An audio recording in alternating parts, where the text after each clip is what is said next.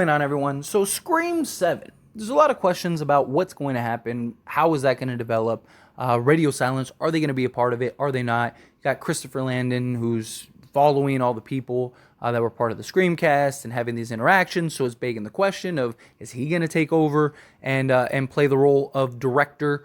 Melissa Barrera, she's going to go work with Radio Silence on this monster movie. What's going to happen with her? Is she going to be able to do Scream 7? Is she going to end up departing as well and they maybe go a different direction? Is the studio going to wait and maybe we get a new movie in a couple years? Personally, I don't think so. I think they're going to try to pump this out as soon as possible. It might not be a year to the date, but I think it will be very likely the end of next year, if not the beginning of 2025. But regardless, whatever they decide to do, whether it's with a new directing team, whether it's with or without Melissa Barrera, although I'm not really concerned about Melissa Barrera. I mean, she's done several movies a year, every year the last few years, so she could easily just do both films, finish the monster film with Radio Silence, and then switch over to Scream 7. They'll figure it out.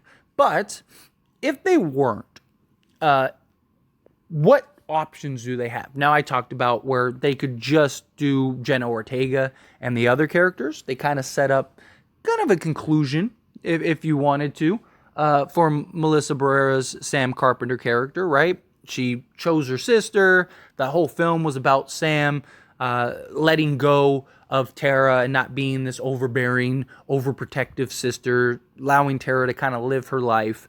I had people, when I talked about that in that video, that left comments of like, oh, well, did you watch the movie? They said that that she wants her to be your sister. Like, again, the movie wasn't about whether or not they're sisters. The movie was about, hey, you're too overprotective, you're too overbearing. I need you to let me go and live my life. Not that we can't be sisters, not that we can't be in each other's lives, not that we can't communicate or anything like that. I just need to be able to go and live on my own and create my own life and build my own foundation without you.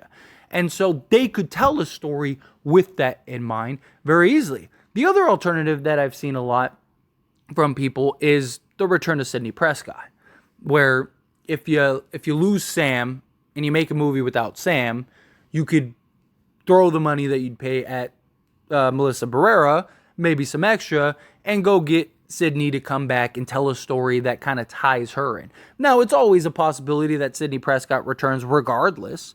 Although Scream 6, it was a film that showed that you don't need Sidney, right? It's a film that showed, like, it didn't even feel like you needed Sidney for that movie at all. It kind of felt like a film that, if she was in it, it kind of would have been awkward. It would have just had her just to have her. Now, of course, they had to rewrite and change the script in order to make that work, but very likely they're going to want to go forward. You don't want to handcuff yourself to Sidney Prescott. And look, I know for Sidney fans and a lot of Scream fans, you might be looking at that as like, no, Sidney is the franchise. She's this, she's that, all that stuff.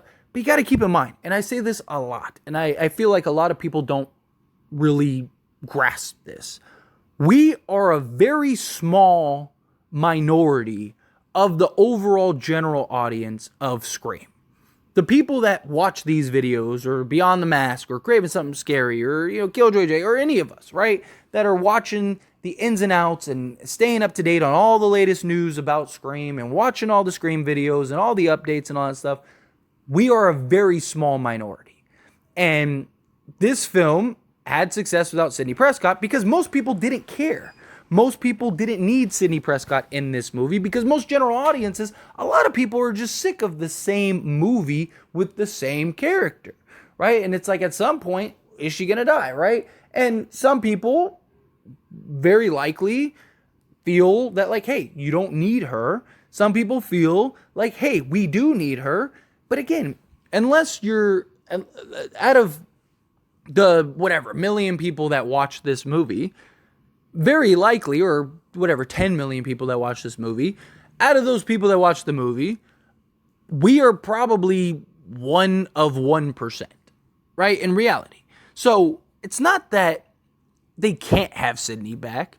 It's just, it's not something that is absolutely necessary for the success of the film. But if you don't have Sam, do you go the familiarity route where it's like, hey, we have this recognizable character, this actress that people know, familiar with Scream. We know that she can lead a film. We know that she can lead the Scream franchise. We know that she could take on Ghostface. You write it in a certain way, it can make a lot of sense. And it absolutely could. That definitely could be an approach that they take.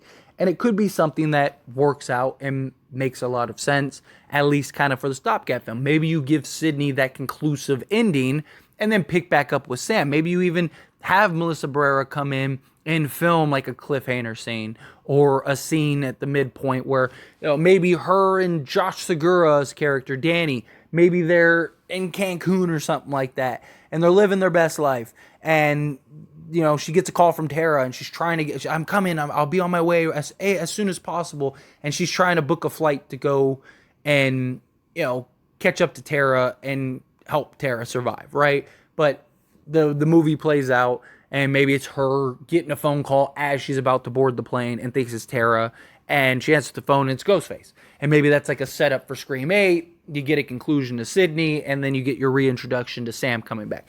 Could easily do something like that if you wanted to. Personally, I just think, 1, you're better off just going a different direction entirely. 2, you're probably at this point, you're probably better off going with Tara as the lead and Jenna Ortega as the lead rather than Sidney. And again, that's something that Scream fans may disagree with, but again, we're the minority. We are. Whether you want to believe it, admit it, or not, we are the minority. And Jenna Ortega is a bigger, more notable fixture in the movie space right now, right? We all love Neve Campbell. Neve Campbell is fantastic. We all love Sidney Prescott and what she's done for the Scream franchise. But Neve Campbell's career, compared to Jenna Ortega's currently, is not the box office draw that Jenna Ortega is. A lot of people saw this movie solely because of Jenna Ortega. Jenna Ortega became a household name because of Wednesday. Wednesday season 2 is going to come out, and she's going to be even bigger. And she's doing all these other projects and stuff. She is she has more notoriety right now, more recognizable than Neve Campbell is to a general audience. Neve Campbell hasn't done anything major in a very long time, right? And again, we as Scream fans love her. Neve can do no wrong. We want Neve in every movie possible. And I get that. But the reality is the reality. And so I just think if you're going, because you got to look at it from a studio perspective, how do they perceive this? They don't care who's in the movie. They care about making the bottom line, making money, having a successful film. Because they're the ones that are investing all the money. They're the ones that bought the right to Scream. And yes, there is money in Neve Campbell.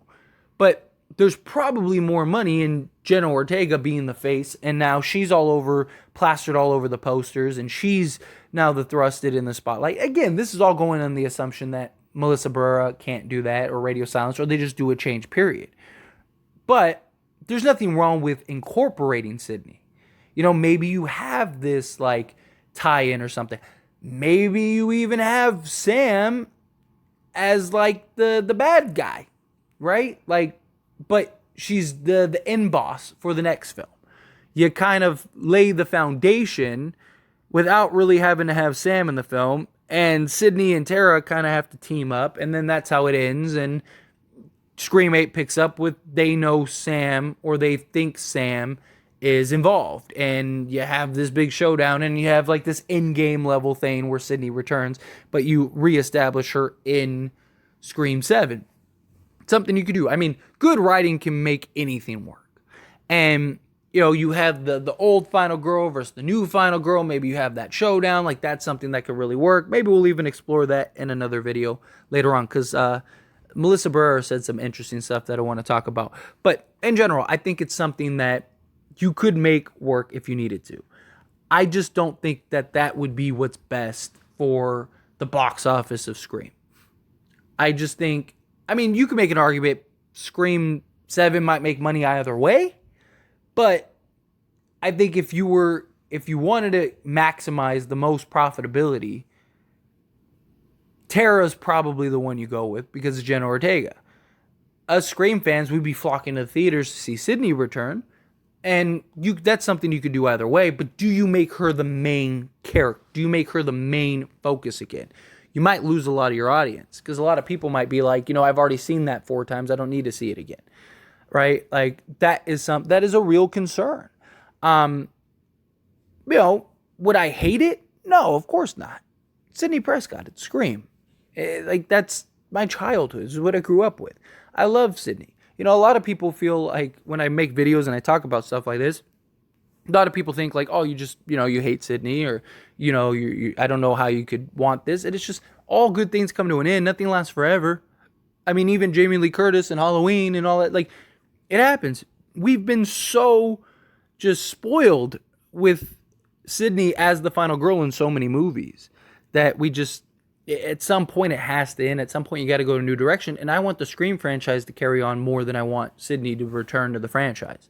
But it is something that that makes sense that you can make work if you needed to.